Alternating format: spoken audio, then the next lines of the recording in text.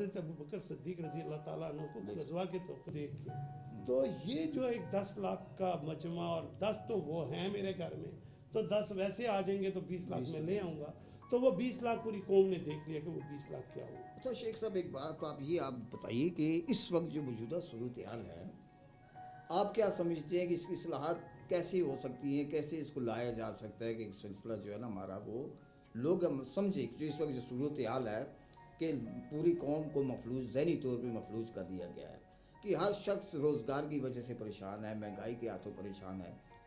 इसके बारे में अब आप क्या लोगों को मशवरा देना चाहते हैं या कौम को बताना चाहते हैं? कौम, अगर कौम बनेगी तो फिर कोई मसला नहीं। ठीक है, आपने कौम का जिक्र किया, कौम बनेगी तो कोई मसला नहीं होगा।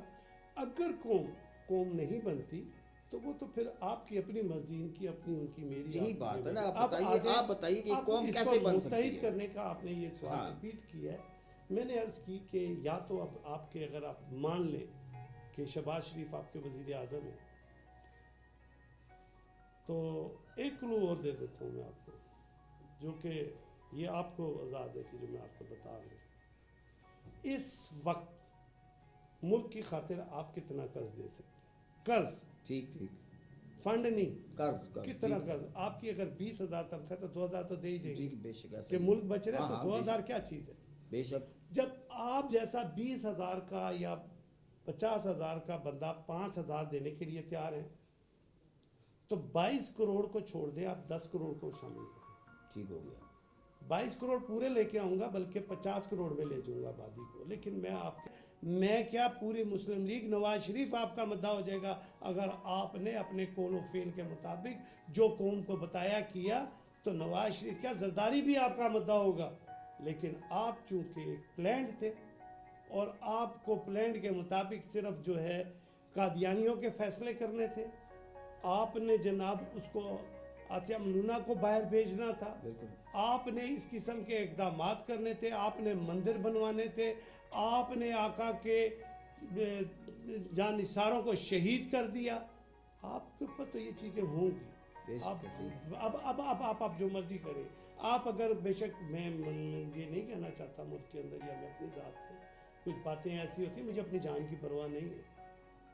मैं जब तक हमारे मुल्क में हमारे इदारे मजबूत हैं, कौम पे कोई आँच नहीं आएगी। बेशक, कैसे आप इस बात पे, लेकिन खान साहब हों, नवाज शरीफ हों, जरदारी हों, कोई भी हो, मैं इस चीज़ से बाला ताक होके, अगर मैंने मुल्क के लिए जमात इस्लामी छोड़ के नून ज्वाइन की है, तो मैं मुल्क के लिए अगर अपनी खून जान, मैंने जहाद में, मुझे ये कोई एजाज़ नहीं, मैं गाजी हूँ, लेकिन मुझे फिर कहीं जहाद लड़ना पड़ा, मुझे अपना घर बेच के मुल्क के लिए कुछ करना पड़ा, मैं करूँगा। मुझे कोई MNA MP बनने का शौक़ नहीं है। मुझे अपनी आखिरत पे नज़र रखनी है कि कल जब मुझसे सवाल किया जाएगा कि तुमने क्या किया, तुम अगर इतनी सूझबूझ रखते थे, तुम्हारे साथ, तुम्हारे पीछे चलने एक पूरी एसोसिएशन है, पूरे पाकिस्तान के ताजिर तुम्हारे साथ थे, तो तुम ही मेरे ताजिर इस मुल्क को बचाने के लिए अपने आधे एहसासे दे दे, शख्सियत तो पता लगे, किरदार तो पता लगे। अब जो हुकूमत आती है अपने MNA MPs को जो है नवाजने के लिए, उनको सबसे बड़ा लॉलीपॉपारों के साथ, आज हमें इन चीज़ों के बयान सुनने को मिल रहे हैं। चलें शेख साहब, हम इख्तितामी गुफ्तगू की तरफ आते हैं। एक आखिरी आपसे सवाल है कि बहैसियत पाकिस्तानी और बहैसियत मुसलमान की आप लोगों को क्या पैगाम देना चाहेंगे? मेरा पैगाम तो ये है कि सबसे पहले अपनी एक आयत है कि उसका तर्जुमा भी ये है मुख्तसरन कि अल्लाह की रस्सी को मजबूती से थामो, तफरके नहीं, ये जो है तफरका है। दूसरी बात, आज मुल्क जगह जगह आप भीख मांग रहे हैं, आप भीख ना मांगें, आप सिंपल अपनी कौम से अनाउंस करें। अगर कोई शख्स आपको हुकूमत पाकिस्तान को 500 रुपये चंदा दे रहा है, तो उस अकाउंट का वो एक्सेसर, उसको पता हो कि मैंने 500 रुपये दिया हुआ है, इस वक्त इतने चंदे के अंदर इतने 100 खरब रुपए पड़े हुए हैं, अरब नहीं खरब, तो उसके पास एक्सेस हो और ये पैसा हम उठा के लोगों को दें और खुद कफील हो। और छोटी छोटी फैक्ट्रियाँ, जिस तरह चाइना ने अपने पैरों पे खड़ा हुआ है।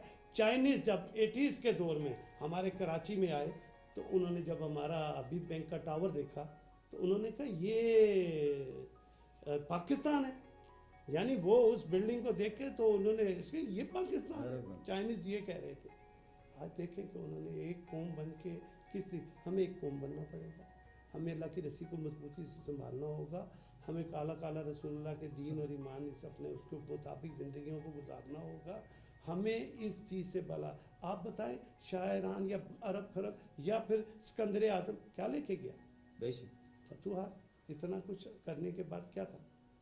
تو امال بے شک ایسے ہی. آپ کو اس قوم کو میں یہی پیغام دوں گا کہ تفرقوں میں نہ پڑیں، پارٹیزم سے ہٹے. ملک کو جو جس نظریے پہ بنایا تھا لا الہ الا اللہ محمد رسول اللہ صلی اللہ علیہ وسلم کے نام سے، تو آج اس کو اسی نظریے پہ لے کے چلیں. متحد ہوں. پوری دنیا آج بھی آپ سے ڈرے گی اور مزید مضبوط ہوں. آئندہ بھی آپ سے ڈرے گی اور آپ کو ڈرانے کی ضرورت نہیں. آپ اپنے قول و فعل، اپنے دین و ایمان